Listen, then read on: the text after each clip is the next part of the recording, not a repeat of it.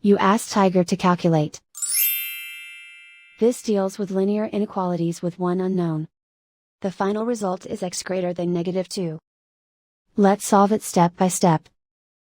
Group all constants on the right side of the inequality. Subtract 3 from both sides.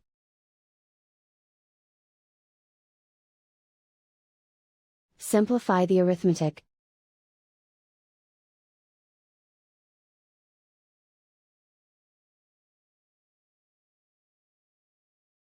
Isolate the x.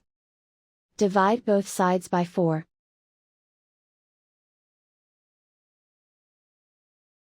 Simplify the fraction.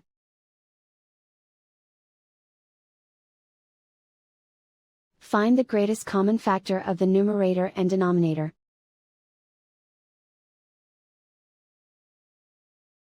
Factor out and cancel the greatest common factor.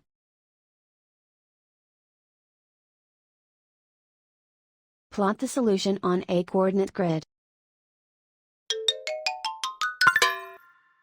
And so the final result is x greater than -2.